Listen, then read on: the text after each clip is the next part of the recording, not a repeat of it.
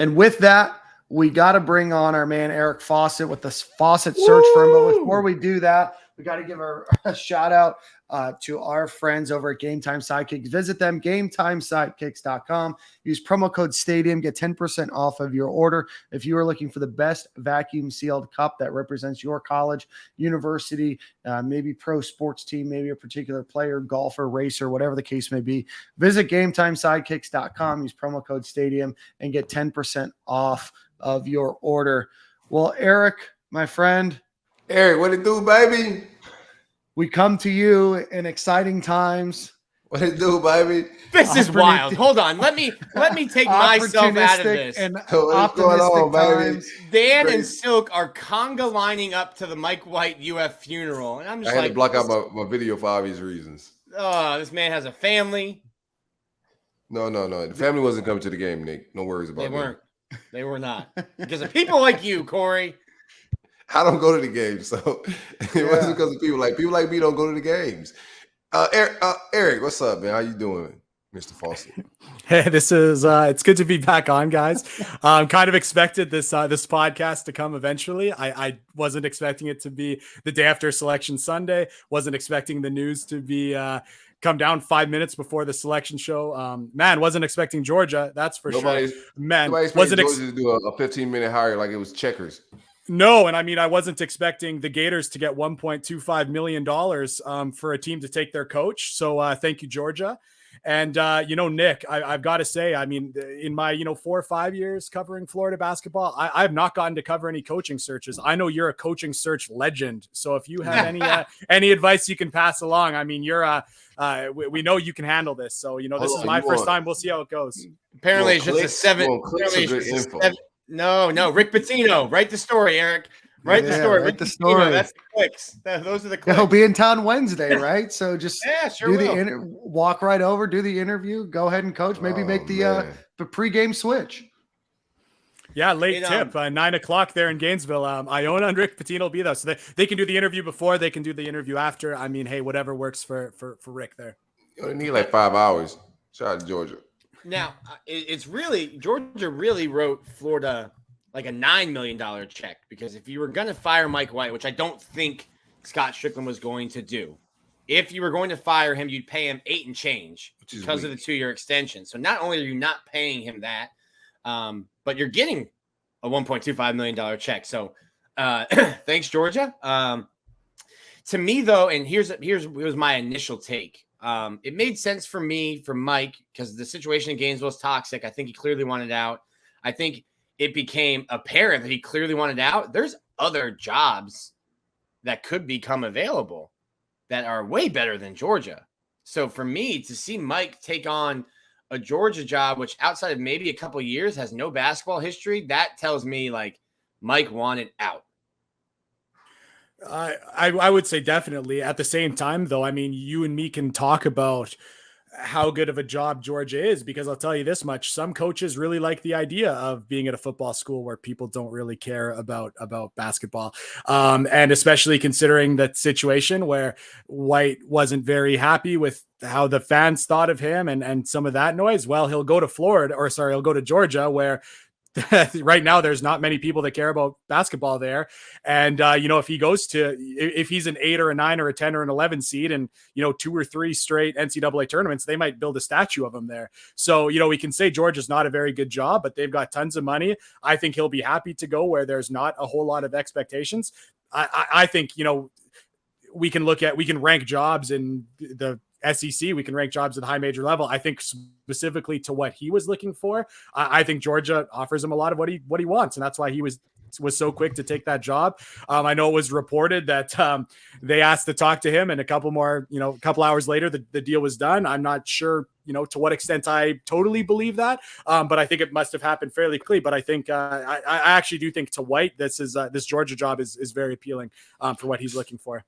So a lot of talent for recruiting in that Atlanta area, the suburban Atlanta area as well. And he's a recruiter. On that point, I'll let you go, Dan. I was in a baseball press box in a room with Scott Strickland at noon. The game started at noon on Saturday. So not a big deal. The report that came out, just a couple guys watching baseball, Dan, that's all it is.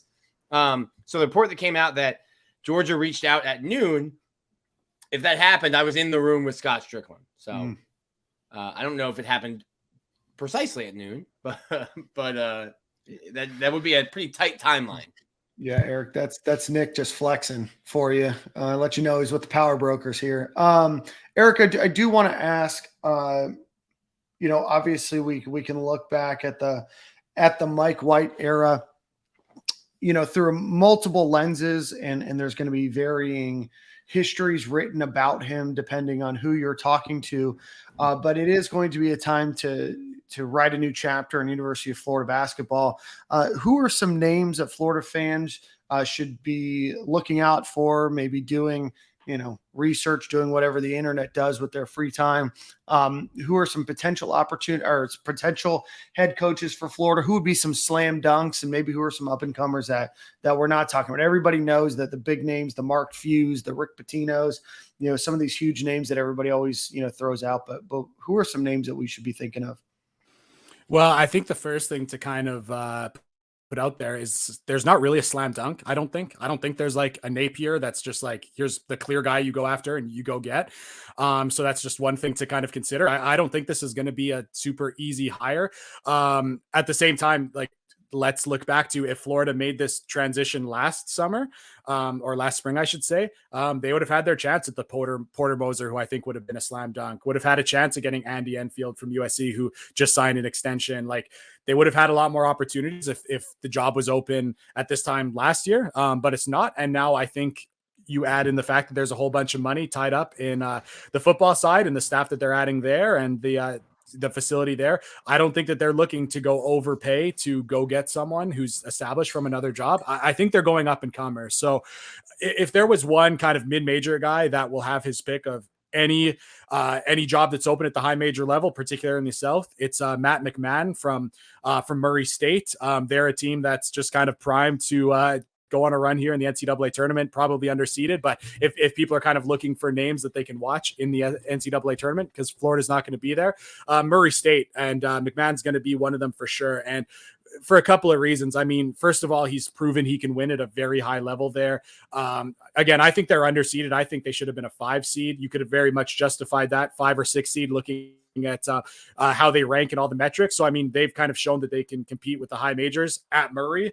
So, I mean, you can just imagine what he could do at the high major level. I'll also add that he plays a style of basketball that is very, very aesthetically pleasing. It's high, it's up tempo, it's shooters flying off screens, it's big men cutting for alley-oop dunks. It is a style of basketball that fans would be very happy to go watch. Offense, tactical, schematic, offensive basketball. And I think that that's something that definitely needs to be weighed in with who they're looking to hire. Another name that I think we're hearing a lot, I'll go 2 guys that are kind of within the family. Anthony Grant at Dayton. He's someone that I'm hearing a lot of for kind of obvious reasons at Dayton right now, a really good mid-major program, really a high major program in a mid-major league. And he's someone who was very, very popular during his time with the national championship teams. I know that Billy Donovan will speak highly of him and probably go and put in word for Anthony Grant. And then another former Florida assistant that you can also see in the NCAA tournament is Rob Lanier at Georgia State. Someone who, again, plays a style of basketball that's very exciting on both sides of the ball. Offensively, it's very up-tempo, and defensively, they like to press. They like to make the game chaotic. Just a very high-energy kind of guy, high-energy style of basketball. So I would say those are the 3 names I'm hearing the most. And then one more name that I'm hearing a lot more than I think people expect would be Mike Young, who's at Virginia Tech, who has no ties to Florida. I mean, the Gators saw them last year in the NCAA tournament, and he just is transitioning. He was coming there from Wofford. So he showed he could win at Wofford. And right now, before he's even really gotten his guys at Virginia Tech, he has guys that were committed to him at Wofford playing for him at Virginia Tech. And people might have just seen them dominate Duke. And I would say that he outcoached Coach K in that one.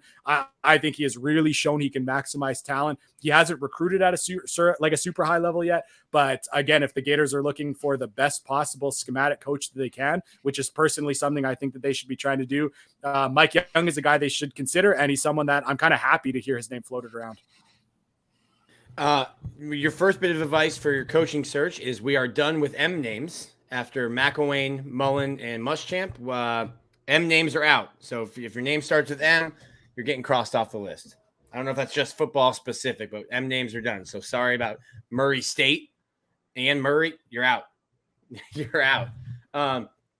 What do you think Florida historically, even going back to when Jeremy Foley was making the hires, and certainly I think Scott Strickland, when you look at his hires, was Foley's not making the hire.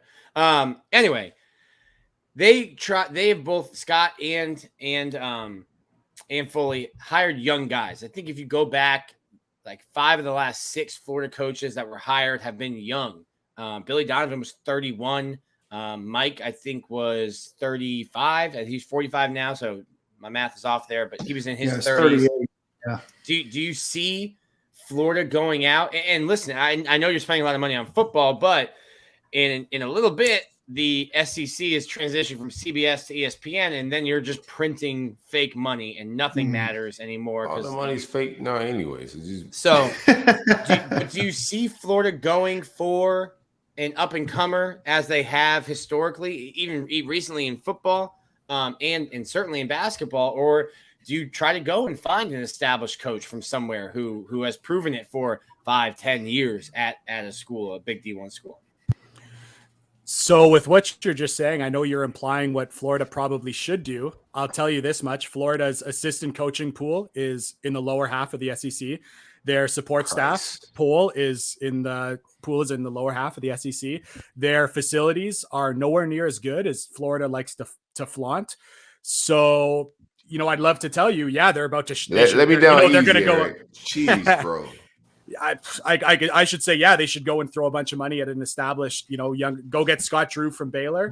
I would love to say that's what they should do or what I think they're going to do, but I don't know how I could tell you that based off what they you do with support staff, with the assistant coaching pool, with the facilities. Right now, it's not at the high level in the SEC. You can kind of see who is spending the money there, and they're in the NCAA tournament. They're at the top of the league. But I would just say, based off the kind of actions there, I think that they're going up and comer. And now you're just going to hope they make a hire that's maybe a little better than the one with Mike White, who gave some good years, average years, and kind of lost the fan base after a couple. They're obviously going to want to make a little bit better one, but that's why I'm looking at the Murray States of the world, Bob Ritchie at Furman, some of these names, whether it's Anthony Grant or Rob Lanier, mid-major guys. That's kind of just what I'm expecting. But if Scott Drew at Baylor really was interested, there was a report that he might want to, that he had some interest in Georgia, which I don't believe, like I believe about 0.5%, but if that 0.5% is true, then yeah, if you're Florida, you better go. It's got to be at least double for Florida, right? It's got to be at least one. Eric, I want to ask you, just because we can talk a little bit about infrastructure. Obviously, we saw under Scott Strickland a massive change in infrastructure from Dan Mullen to Billy Napier, and I think a lot of that was the plan that Billy Napier offered was able to bring in, a plan to say, hey, we need to execute on this and, bring in these support staffs and build, this infrastructure. Do you think that Mike White, and I'm not asking you to defend or whatever, was a little hamstrung on analysts and assistant coach salaries and things of that nature? Or do you think maybe there wasn't a plan behind it to throw, additional monies that maybe do exist, for somebody, that is a higher level coach that does have a certain level of expectations? Yeah, I do think they're hamstrung a little bit. I also don't know how much of a pushback there was. I guess. I mean, again, like Eric Pastrana, assistant coach that they hired this year, which I think was a great hire. He's already, went and signed some really good players for next year's class. We'll see if they show up. But, he took a significant pay cut to come from Oklahoma State to Florida. I just don't think that that's a sentence that should have to be said. Right. But, talking to some of the assistants that are no longer with the program, getting a little bit of the feel from them, it's like, yeah, they felt like one of the big things too, and it's interesting to see where it's gone with football. They were not particularly happy with the living arrangements for players. They kind of inquired about it. They didn't hear good things back, and that was kind of the end of the conversation. So, could they have pushed harder for something like that? maybe, maybe not. That's kind of the feel, but I do feel like they kind of hinted at a little bit of, they were hamstrung a little bit, but maybe, the football side with Napier changes the culture, and that changes. Hey, maybe getting $1.25 million from Georgia. Maybe that changes the assistant pool for next year. Maybe that changes the support staff, or some upgrades to the practice facility, or maybe these basketball players get to take in some of the better living arrangements that we're seeing coming for football. But those are just some of the things that are kind of floated around regarding what some of these some people aren't particularly happy with kind of investment there. Mm-hmm.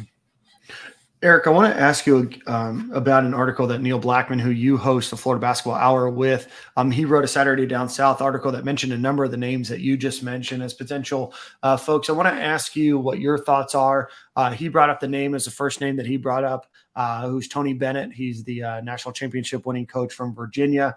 Obviously, you haven't had the best, last year or two. But is that a name that you could consider being tied to Florida? Do you think that that's too big of a fish for Florida? Well, it definitely makes sense in the sense that Scott Strickland, when he defended White in the past, he always pointed out that, Mike White did things the right way and he didn't cheat. When Mike White left, he said, his words were like, we thought he represented the university well by, essentially not cheating. That wasn't his exact words. To say we're not winning, but we're not cheating. That's just like, and what are we talking about here? And then when he said that, losing with integrity is important. What the hell? And then just to round it out, when he said that the assistant coach search had started, he said, we're looking forward to finding someone who represents and wins in the right way. So if I get an F on my homework, if my son get an F on his report card, and he comes home and say, "Well, Dad, I didn't cheat." I probably like hang him upside down or something. Child abuse is happening. Son, this is the SEC. Then he got to throw with a left hand, like Nick said. Thank you. But everything Strickland's been about is like wanting someone who's not going to cheat, essentially. And Tony Bennett is a guy who's won, at the highest level for someone who kind of is universally considered, does things the right way, for lack of a better term. So it totally makes sense as someone Florida could go after. I mean, he makes a lot of money. He's been there a lot of years, and he's got a fan base that Virginia is known for playing extremely slow. They are known for going on some scoring droughts, but they always hold the other team to like 55 points. So they win 56 to 55. And sometimes they have 7-minute scoring droughts, and they have a fan base who takes pride in that. All their fans are like, oh, we know we play slow. We know we're going to go on scoring drought, but like they take pride in that style of basketball. I don't know if Florida fans would. Yeah, I was going to say, do you see Gator Nation taking pride in a 43 to 45 win side. over the Mississippi Mike White State? side, the Mike White side, Mike White Hive, they take it. Pause. But they be okay with that. Yeah, I mean, again, it's always one of those things that like you can say anything, but if it ends with like, and you're winning championships, it's all good. Like if Florida goes out like Virginia did a couple years ago and they grind the game to powder, but they win a championship. Yeah, I think Florida fans would take pride in it. The moment you miss a couple NCAA tournaments in a row, Dan, you mentioned earlier that it hasn't been the best couple of years for Bennett. Their fans don't care. They have a lot of pride in the way that they do things, and they know that they think they know that things are going to turn around. I don't know if Florida is exactly built that way. So, I mean, I would be happy to get a guy that's won a championship recently. But at the same time, I just know that style of play would not always, grab the Dan Thompsons and Silks of the world. It would not grab the attention all the time. I'll tell you that. I'm a patient as a basketball fan though, Eric. Like I'm not that demanding. Good product, progress in the program, good recruiting. I'm not going to be like, I take a break. I need to cut out some of my anxiety. So I chill in basketball season. I think all of us do a little bit. So we're not asking for a lot. We just need to see progress. And I think we didn't see no progress. I don't want to harp on Mike White anymore. I just want to keep talking about the future and what's next. But I think we're all not crazy basketball fans. I think we're a little easy. Yeah, and I would argue, and I would agree with Silk, that I think the expectations are reasonable. I don't think that any Gator fan expects to be in the Final Four every year. I think that they expect to be in the NCAA tournament at least. I think that they expect, every, other year, every 3 years to be in the Sweet 16 or better. But I don't think that Florida has a culture where the expectation is to be, consistently winning championships. It's to just be in the hunt. It's to be in the opportunity to win the SEC. They be, a chance to not be the first team, knocked out, in the first round of the, SEC tournament, or to be a team that is rebuilding their roster every year, not because they had a bunch of really good players that went to the NBA. It's because you recruited a bunch of guys that didn't fit into whatever system you had. Then you had to go get a bunch of new guys, learn a bunch of new names, and then just kind of get let down. I mean, I think that's my perspective. I've made it very well known that I'm not the world's biggest basketball fan, probably because I was never very good at it. But at the end of the day, I want to watch an enjoyable product where it seems like progress is being made and that there's an expectation being held to somebody that's making $4.5 million, $5 million a year, not just, oh, we're not a basketball school. Because, we may not be a basketball school, but there's 4 Final Fours, there's 2 national championships, there's some expectation. We're the only basketball program to go. Who else going back to back like that? Who else back to back in football and basketball? We went back to back. We're a basketball program. Mm-hmm. So I'm glad you brought this up. On the last time I was on your podcast, I suggested that Florida was not a basketball school. And some of your listeners that are obviously the most intelligent listeners in the Florida basketball fan space. They should have harassed you, man. Well, they were saying that I was suggesting that they didn't deserve better, that Florida fans didn't deserve better because I was saying it wasn't a basketball school, where what I meant to say was, if you're going to kind of accept mediocrity, it's the athletic association that's saying that you're not a basketball school. So I just want to kind of make that clear. I wasn't saying the Florida fans should deserve better. I'm just telling you that, again, for Strickland to kind of say hey, we're essentially happy just going to the tournaments every year and not cheating. To me, that's, Eric.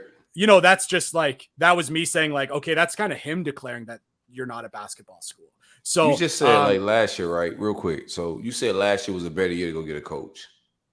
Yeah, for sure. Last year was a perfect year for us to fire a coach. It's certainly, you see someone like Oklahoma who has a sorry team of very little talent, and he almost got them in the NCAA tournament just on the back of his kind of coaching ability.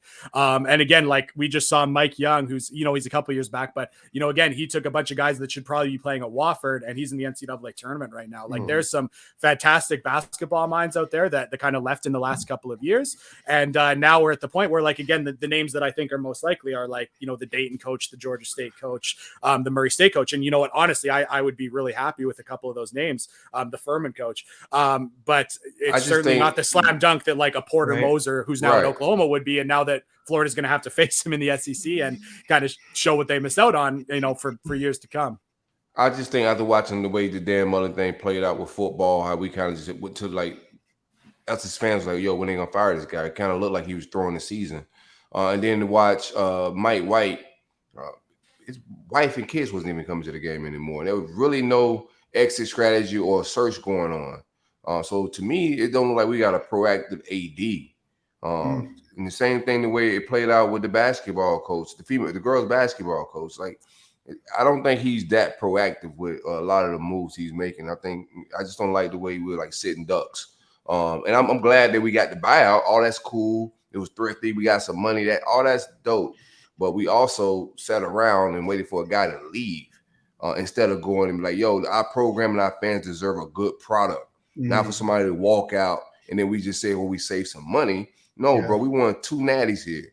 We got loyal fans. Give us a good product, not some guy walk away from us and okay, I'm gonna go to Georgia. Yeah, I don't. You kind of let him control the narrative, right? Right. I don't like that. I think our fans, the fan base, deserve better than that. The players deserve better than that. Yeah, players who were pretty surprised by that news, I'll tell you that much, and players that agreed to play in the NIT, not knowing that that Mike White and his agent were looking at what else would be available for him. So we'll see what Gators team shows up on Wednesday. But I know they were those players were pretty surprised by the news when it went down. But going back to again the Mike White hire, I know we want to look forward, but I promise I have a point. Here's the thing that I think was totally missed with the Mike White hire. So when he was playing at Louisiana Tech, they were full court pressing all the time. That does not work at the high major level. They played dribble drive. That does not work at the high major level unless you're Kentucky. So they played a style of basketball that again, for someone who I'll say knows basketball, could have said, okay, just so you know, like you can hire this guy, but he's going to have to change his defensive philosophy and his offensive philosophy. So to me, that's a pretty tall ask. So when I'm looking at these next mid-major coaches, I'm saying like they need to have a style of basketball that works in the modern age. And if they don't, they have to have a clear plan of how they're going to change and what they're going to adapt. Because, when at Mike White's first press conference, he said, yeah, we're a full court pressing team. Well, to me, that's like, well, unless you're West Virginia, that doesn't work for anybody. So, are you trying to do something that hasn't, worked for a decade? And then when he talked about like, oh, we're a dribble drive basketball team, we share the ball, we drive it. And it's like, okay, well, that really only works for Kentucky right now because they have the best athletes. So when I'm looking at the next hire that I think is going to be a mid-major hire, I want to know that they understand what style of basketball works at the high major level. And, it'd be great if they already played that style that works. But if they don't, they need to understand that what they're doing doesn't work and have a very clear plan for what they're going to change. And that's what I'm really looking, towards. And that's why I do look at someone like Matt McMahon at Murray State, where it's like, yeah, that style will work right away and will be incredible with Florida level athletes.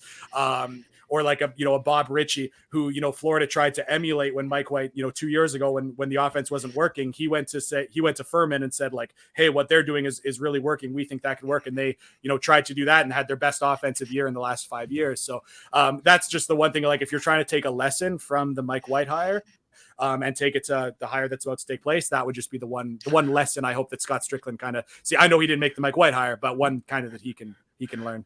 Eric, I want to McMahon, Murray, 3 M's. I told you. First rule of coaching searches. There's no more M's. Yeah, we shuffle the board, fam. You're the expert. I got to trust. Please don't call him that. Eric, Eric, I've got a question for you. It seems, and I think that you've agreed, I know Neil kind of agreed last week that there's a definitely an aura of apathy around basketball. Some of it probably related to Mike White, some of it just in general. Do you think that there's a chance that there's a big name that Florida could go out there to drive, kind of immediate excitement back into the program? Juwan Howard? No, I'm not thinking Juwan Howard, but is there a big name out there for the taking? So I mean, I'll say the one you said. Besides Coach K being recently retired, maybe we can pull him back. I mean, if you want, so people can talk about his age, they can talk about what he did, years back. But the thing about Rick Pitino, I really think that there's people within the administration that are interested in hiring him. And the lure there is like the lure there would be like, if you get Pitino, you are going into every game going forward, knowing you have an advantage at the coaching position. You know what else is going to happen? Strickland ain't going to be able to say, or whoever going to be able to say, we ain't cheating. Well, I mean, you wonder too. You ain't trying, Eric. You wonder too. Like, I mean, he got slapped. He got slapped for cheating before. I just wonder, like, is he going to do that again? He's someone who I wouldn't want to. Well, it's NIL out now, Eric. So Yeah. Well, and then again, the other name I mentioned it before, like Scott Drew at Baylor. Like, I mean, it's kind of a ridiculous name just because he just won a national championship. He's got a really good team going into this NCAA tournament, but they've got 2 of their best players injured, just so everyone knows when they're filling out their bracket. But the thing is, like, the expectation, is that like he sees college basketball and he knows that like the Big 12 is not the SEC, and that league is like the gap is only going to get bigger. So this would be an opportunity to say like, hey, you see the money that's coming in. What college you're a forward thinking guy. You play modern basketball. Think of what college sports is going to look like in 10 years or even 5 years. You want to be in the SEC. And that would be my pitch to someone like a Scott Drew. And there was word that maybe he's already thinking that way, to the point of maybe he was even talking to Georgia. And again, if he was talking to Georgia, he better be talking to Florida. And again, as much as I don't think Florida is looking to like shell out big money for like the marquee name, which would be Scott Drew, I think perhaps if you knew you had the slam dunk like that, then maybe they'd be willing to pay. So that's the name I would just be looking like, hey, you see where the Big 12 is going, you see where the SEC is coming or going, get in while you can, really. So I would love for Strickland to make that pitch and see what happens. What's he making? What kind of money would you think? Like $7-8 million a year? No, I mean, you said you were kind of joking around with 4 or 5 for White earlier. That's a lot more than he was making, closer to more like 3. Baylor, I don't know if it's even public information for him, but I think it might be. I think he was like around 4. I'll have to check that, but facility, and the one thing too, like facilities there have not in Waco have not been very good. They're just now building a new facility. Yeah, they're just now building a new facility for him, but hey, it's one of those things that, like, we talked about why Florida, Eric Pastrana shouldn't be taking a pay cut to go from Oklahoma State to Florida. It should be a pretty clear situation, I think, where Florida should be able to make it work for a coach to go from Baylor to Florida. Just my opinion. Yeah, I just looked it up, $3.35 million as of a couple days ago. Okay. Now, I don't know what kind of his other incentives are in there, but yeah, I mean, you'd like to think that Florida could give that a boost and make that happen, but that's up to Strickland to figure out, I guess. Eric, how quickly do you think that this search goes? I mean, obviously we have March Madness just around the corner, starting on Wednesday or Thursday. Do you think that this goes through the month of April? Obviously, it probably depends on the potential of how far a team could go, but how quickly do you think we'll start hearing some names or hearing about some interviews?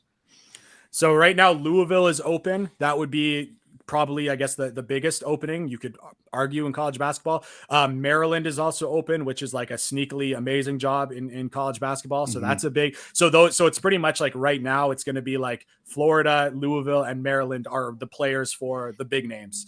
So I end up with those names playing in the NCAA tournament. I don't think you kind of hear news for a couple of weeks, and maybe it's the domino. Like again, I think Louisville and Florida might be waiting to see what, I won't say his name because it's got too many M's. I've said it too many times on the podcast for Nick, but we'll see how far that team where John Morant played, here's another M.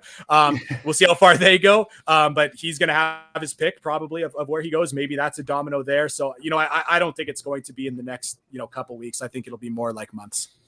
Okay. I think kind of what you're getting at, though, is that, and it goes back to what you said the last time you were on the show, Florida shouldn't play. And it's something a lot of fans said during the football search. Florida shouldn't play second fiddle to anyone when it comes to a coaching search. And, hey, if you want to go and get Triple M, go ahead and do it. If you want to go and be like, hey, Roy, I know you like UNC and you've built a nice life there. You want to come to Gainesville? Like, just ask.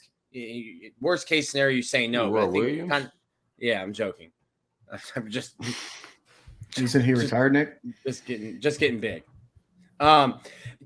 You should be able to ask anybody. Hey, Coach K, do you not want to retire?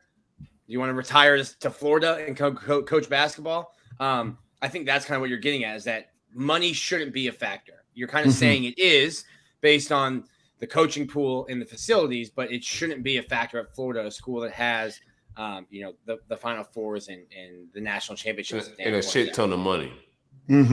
Money ain't an issue. I mean, that would be my opinion. And again, it's just like, what do the actions show you? So we'll see what the board really thinks, and we'll see what kind of fan pressure is. But again, I think for if Scott Strickland really wants to hire the Fawcett search firm. Hire the Fawcett search firm. I would be happy to do it for much less than, all these other search firms. And I think I'd do a pretty good job. But again, it's like to make a splash. Is it like for the casual fan here, it's like, okay, you hire the head coach at Furman. I mean, that excites like a nerd like me, but does that get everyone else excited? Not necessarily. You go get Scott Drew and suddenly, you do make that splash. And Florida's in a situation too, where like, yeah, maybe you can get, an up and comer, but are you ready for a couple more, a season or two of the O-Dome, not being filled up totally, or, still kind of fan apathy. I'd just be interested. I'll be interested. But again, it just seems like right now the base usually provides a spark of fanship, no matter who the coach is. Yeah. So I think whatever change, I think they'll get the initial support in a nice crowded stadium. Well, I do think that might be another reason why they try to go in the family with an Anthony Grant or or Rob Lanier, that people would say, hey, there's a former assistant at Florida. There's someone in the family, there'll be some excitement there. So I could see that also being a reason that they might go in that direction. I personally am not a big fan of the in the family hires. It has not worked out very well for a whole lot of teams across college basketball. And saying that, hiring in the family, like in the family usually is justification for they don't deserve the job, but they're in the family. I want someone who deserves the job. That's just my take. But I know other people are going to feel similar. And I mean, man, Mike Miller's name has been thrown out. I mean, he's someone no, that one in the family. I want that one now. Like, I want Mike to get that job. Chandler Parsons just retired. Oh my goodness. The stats coming together. Retired. Yeah. There you go. I definitely want Mike Miller, coach, leading the Gators in some capacity, bro. I wouldn't mind that whatsoever. I can tell you right now that Chandler Parsons would take the job if offered. Don't think it will be offered, but Chandler Parsons would take. What is he at right now? He was unfortunately was in a car accident, and that forced him to medically retire from the NBA. Yeah. So he retired. So you go like just off the streets, just come coach the team. That's why Nick's not at a search firm. Listen, I am a noted basketball expert as Eric and coaching search expert as Eric said. I'm just providing my expertise. If you don't want it, you don't have to take it. It's free. It's just an option. Know that Nick got to plug the Parsons if they run out of like options. Maybe we can bring him on the show next week and he can make his case. Oh, you mean future head coach Chandler Parsons? That's right. Yeah, at least we'd be a little bit more in than this last coaching staff. Eric, I wanted to ask. We're obviously talking about the future with the coaching search and with the way transferring is easier now. Florida has a class that we have ranked at on 3 as the 26th overall class. It dropped a little bit from 22nd after some re-rankings, but Malik Renew, if I'm saying that correctly, Jalen Reed out from California, and Denzel Aberdeen. What is the future with these 3 guys? How dependent is it on who is the coach? And what would getting all 3 of these guys on campus mean for Florida in 2022-23? So I kind of feel like Malik Reneau was going to go wherever Eric Pastrana was. I think he knew that Pastrana was ready to jump to a good program. And the fact that it was Florida and he's from South Florida was a perfect match. I mean, can you keep that guy in state? Potentially. Again, I think that's when you get to a guy like that who's like was the first cut from the McDonald's All-American team, high level guy. I think it's really going to depend who the coach is there. Denzel Aberdeen, I mean, he's someone who might have been elevated to a 4-star on your site. I'm not sure, but was a 3-star in most places when the Gators kind of signed him, or not signed, when he got the commitment, but he's from Orlando. So I think that's someone like you look at, like, okay, not like super, super high level recruit, but, from Orlando, that definitely seems like someone who you could kind of have stick. And then, Jalen Reed, this kind of pains me. He's my favorite player in the class. I think he's going to be just an absolute stud, but he's from California. So the thought of him like feeling any need to kind of like stick to his commitment based on, just the school and location, I'd love to say that's the case, but I'd have to think that I'd have to think that that's not the case. And I hope that whoever's next goes and tries to, re-recruit him. But I feel like that one will be pretty tough. Breaking your heart there, Eric. Yeah. But the next coach has a huge, will have a huge weight on their shoulders in terms of trying to rebuild this roster. You're going to be losing a number of players to graduation that were your 1-year transfer guys. I think you can keep a couple, but for the most part, you're going to be out there re-architecting this roster almost immediately. They're going to probably have to go out and grab at least 3 or 4 players from the transfer portal just to have the roster numbers, assuming that nobody leaves, which is a bad assumption, right? So you're going to probably see, at least 5 transfers into UF next year, I would imagine, right? Absolutely. And that's really just, college basketball, like the average on these high major teams is like 3 to 4 already. You add in a coaching change and the fact that the Gators are so senior laden, they were already set for, like you said, like 4 or 5 or even 6. So, and again, this is kind of one of those things, like with the transfer portal, the way it is, like, that's why I just think that with Florida's next coaching hire, like, X's and O's, schematic coaching is just so high on it. It's so high on my priority list. And I think it should be because like, it's just so much easier to get established talent. I would almost go as far as to say as recruiting is going to be overrated. This isn't football where you like land these guys and they're on your campus for, 4 or 5 years. Like these guys are like usually at a spot for like 1 or 2. So I just think like, again, looking at like Texas Tech, who just had like somehow was able to have an awesome season where like Florida got their first pick of everyone from the transfer portal. Texas Tech got, the next tier of guys, and look where they are now, dominant because they've got, an excellent coach who was able to recruit to a style of play and knows how to use them. Like, I just think like X's and like for the last, few years before the transfer portal kind of exploded, it's like, yeah, you could like out recruit your league and win that way. I don't think anyone's out recruiting any league now, because if you don't get the high school guys, you'll get the transfers, and talent is so much more equal now. And now you're really seeing in college basketball who can coach and who can't. And I do think that Florida got left behind a little bit in that area. And that's why we're at the situation we're at. So it just kind of reiterates to me with the portal that like Florida needs someone who can coach. Like, yes, you need to recruit, you need to get talent, but honestly, like talent evaluation now is almost more important than like going out and being able to beat out, other big name programs for the best player. It's talent evaluation in the portal now that's so important, and being able to utilize those guys. Oh, interesting. We obviously talk about the transfer portal, or mostly with football, but it seems like it's almost affected basketball more than football, which makes sense because you've got a smaller roster, and you've got guys like you said that are playing at 2-3 schools in a college career. Yeah, I mean, just like, look at the bracket. Gonzaga's a 1 seed. They have transfers. Arizona transfers. Kansas transfers. Like you just like up and down the top teams in college basketball. Again, like we kind of went on before, and of course I ended up being really wrong. But some people were like, "Oh, it's crazy that Florida had so many transfers this year," and it was kind of just like, well, look at the rest of college basketball. Baylor wins a national championship, and then they go on and take a bunch more transfers. Like that is just the way kind of things are built. And I also think it's kind of easier to project out of high school in football who's, a legitimate player and who's not. I feel like it's still a little bit more randomness in the basketball side. So a lot of programs struggle with high school recruiting, and a lot of the best players in college basketball were not top 100 players or not even top 300 players. So,